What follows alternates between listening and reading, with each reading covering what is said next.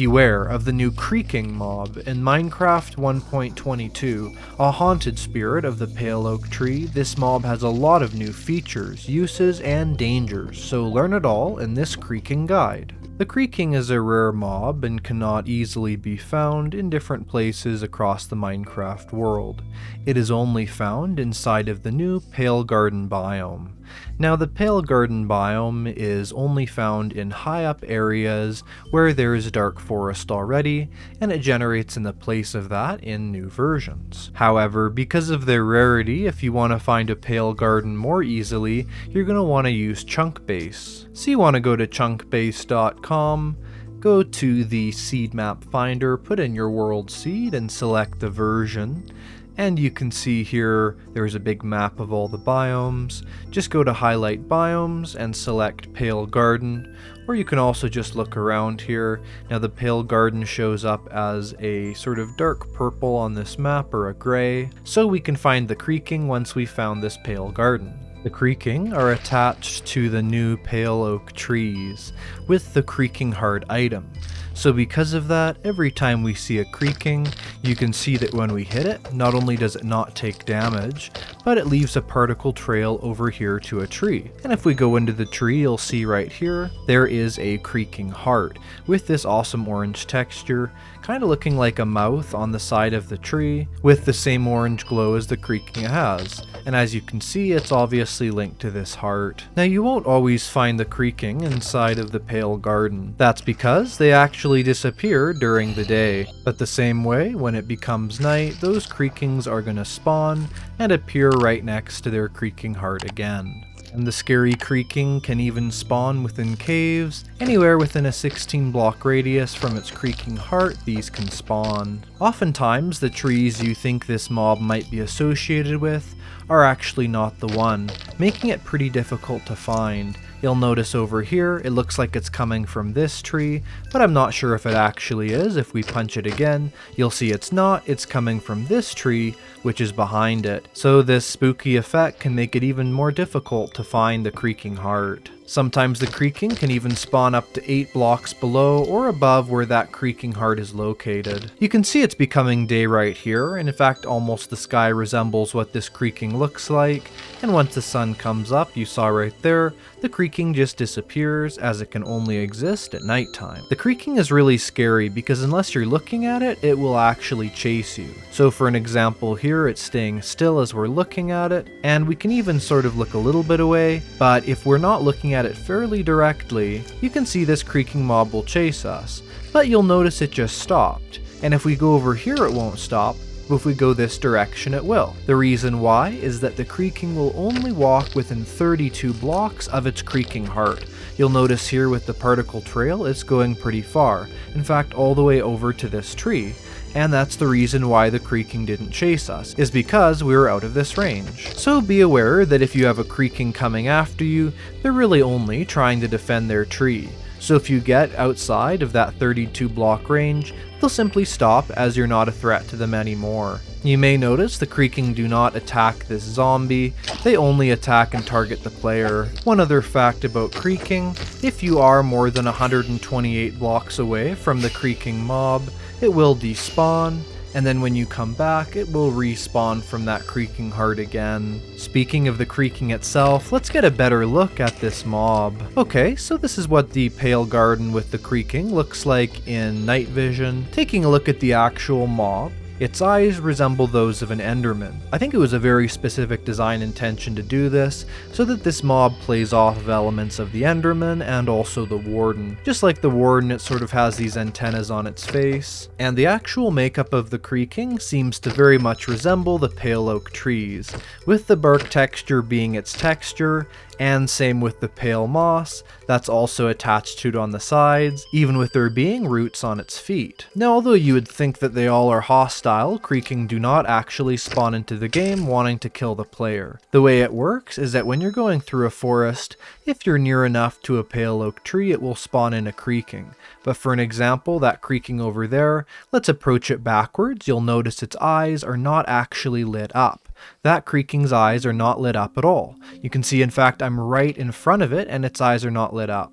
But you saw as soon as I saw it there, its eyes suddenly became brighter. The only activated Creakings will chase you. For an example, you'll see there's two behind us, and the one with the lit eyes was chasing us. You can see here for an example again, that you have to activate them. Now once we've looked at this Creaking, and you can see its eyes have now flipped on, now both of these Creakings are happily chasing us. There is an effect in Minecraft that if you wear a carved pumpkin, you can look directly in the eyes of an Enderman and it will not chase you. And this one isn't. But it also has the opposite effect. That means that now these Creakings are running towards us and attacking us, even though we are looking directly at them. So it removes this sort of Doctor Who-like feature of where the Creaking will only move and attack if you're not looking at them.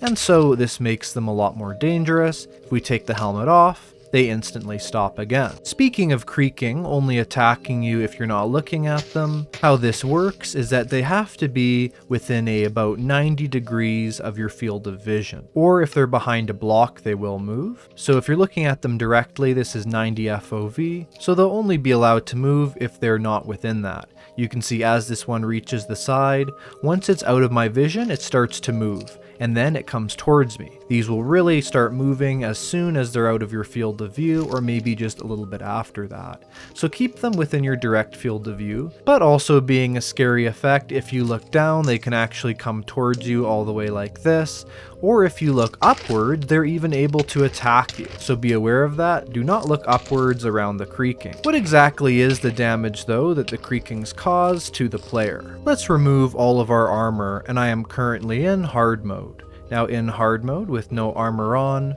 one hit from the Creaking, as you just saw there, does 1.5 hearts of damage. Again, you can see there it is taking 1.5 hearts. Let's compare that 1.5 hearts of damage to the damage that is caused by a zombie.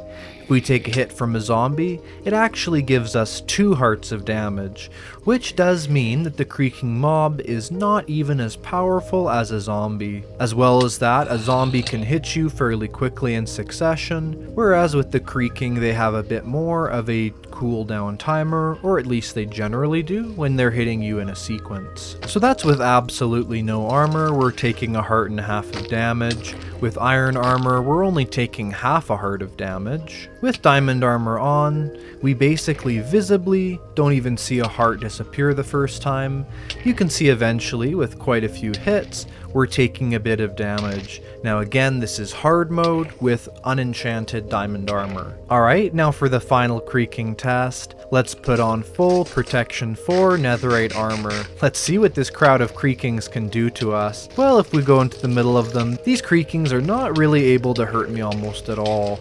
In fact, with all of these Creakings going after me, I'm just taking a really small amount of damage. So although the Creakings are fun, they're certainly nothing like a warden, and are not a great danger if you're wearing diamond armor or better. Of course, the Creaking can still be quite dangerous, and it's important to know, how do you defeat the Creaking? Mentioned earlier, we can hit the Creaking with anything we like, and it just is not going to get hurt at all. It's like hitting an entity that can't be moved or broken. But when we do hit it, there's that particle trail leading to and from the Creaking heart. Now it's good to remember to look at the whole trail and not dig into the wrong tree, but I would say this is fairly obviously inside of this tree.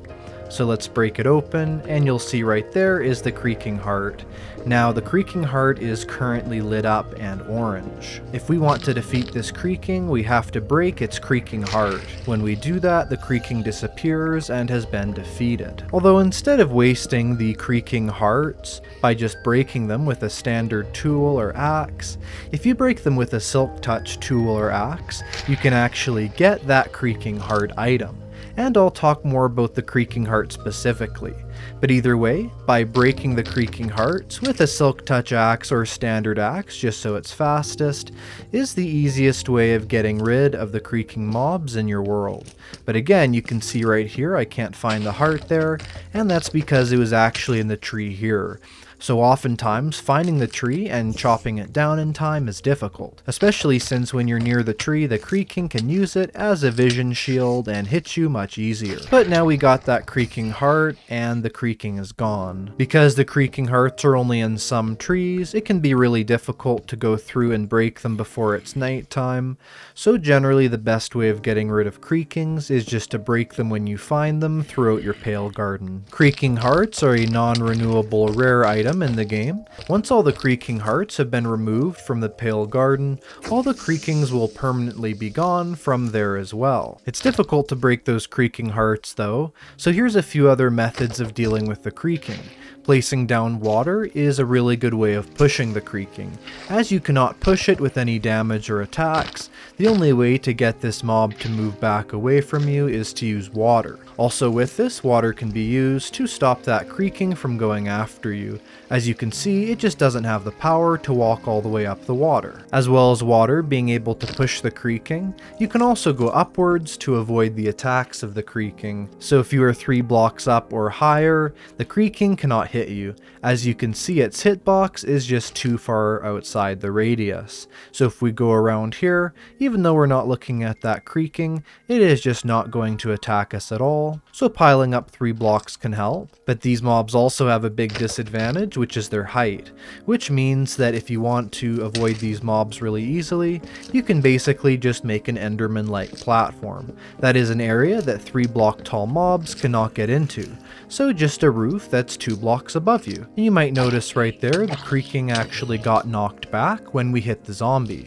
And that's a funny effect, is that you can knock back the Creaking from secondary knockback. So if you're in a tough spot and have to get away from the Creaking, you can use this roof above your head to get away from their attack. So that's how you defeat and defend yourself against the Creaking mob. But we unlock a ton more possibilities with this mob when we collect its most vital item, that is the Creaking heart. Creaking hearts, although it may not seem so by the number of these Creaking that are around, are actually in a very small number of the pale oak trees. So they're easy to find when the Creaking spawn, but generally they're only in maybe 1 in every 10 or 20 pale oaks, and I would say that inside of the average pale garden, you're only going to find about 20 Creaking hearts. So of course, to collect them, we locate those Creaking hearts and break them, which we would have been doing before to defend ourselves from them. But as well as collecting some of those Creaking hearts, what we also want to do is collect some of these pale oak logs. Although this is sometimes better done during the day, you can also use the Creaking as a mob shield against skeletons and things like that. As you can see, the skeleton is shooting at us, but it's actually just hitting the Creaking. So the Creaking can be used as a strange defense between yourself and other mobs. Okay, so we have the Creaking heart and we have pale oak logs. Let's get out of this spooky biome and see what we can do with summoning the Creaking in other areas. If we just place down the Creaking heart, it is not going to summon in the Creaking mob around it. It has to be powered on by the pale oak logs. Now the exact amount it needs is 1 below it and 1 beneath it. Now the exact amount it needs is a pale oak log beneath it, as well as a pale oak log above it. You can see it is now powered on and a Creaking spawn just over there, within the 16 block range that they spawn in. However, you can also configure this in a different way. The Creaking heart does have log block functionalities, which means that it's placeable in every direction, and so because of that, if we put a pale oak log on either side of this, it'll also spawn in a second Creaking that is over here. The heart definitely does not need to be visible to summon in the Creakings, so we can even dig downwards and use this to hide a Creaking heart. That way there'll be one in the area, but it'll be really difficult for a player to actually find where that Creaking heart is coming from. You'll hit it and you'll see it's underground somewhere, but that's going to take a while to find. So that can be a good way to place Creaking hearts in different areas if you maybe want to use it as a prank. Now once a Creaking heart has spawned in a Creaking, it no longer requires these logs for it to stay powered on, and that's of course as long as that Creaking is there. Now if it despawns when it becomes day, it is going to become unpowered again.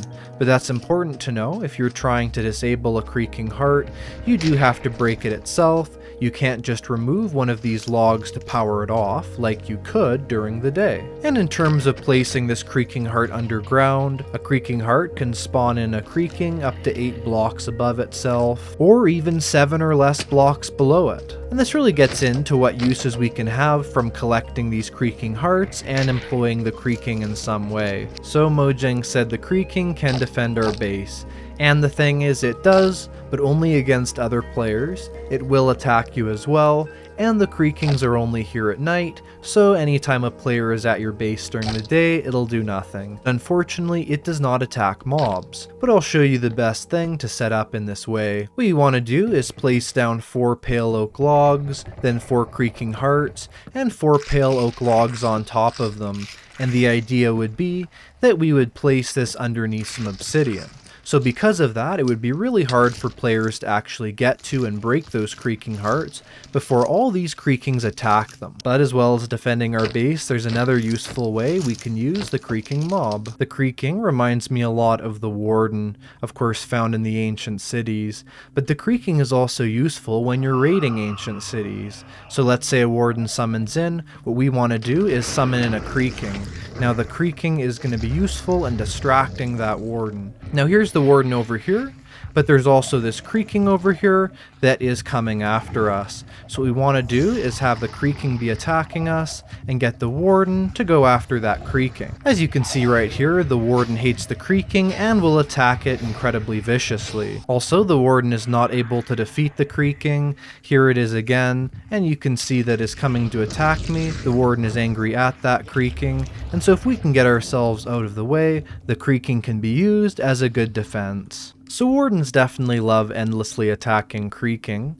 There's also some other funny functionalities with this mob. Now this creaking here, its eyes actually look a bit like lava, and interestingly enough, even though this mob is incredibly obviously made out of wood, it cannot be burned at all by going into lava. In fact, this mob is simply pushed by the lava and is not hurt by it at all. We'll make it even more completely covered in lava, and there is not even a burn animation for this mob, which definitely makes it one of the strongest mobs in the game. One other funny thing about the creaking is that it is disabled to be in any biome except for the overworld. If it walks into a portal, you can see it did not go through. The same as with nether portals, and if we go to the end or the nether and we try and build a creaking there are none here. So creakings cannot exist in the nether or in the end. Anyway, that is everything you need to know about creakings. I hope you enjoyed this video. If you did, make sure to press the like button, subscribe to see more content like this,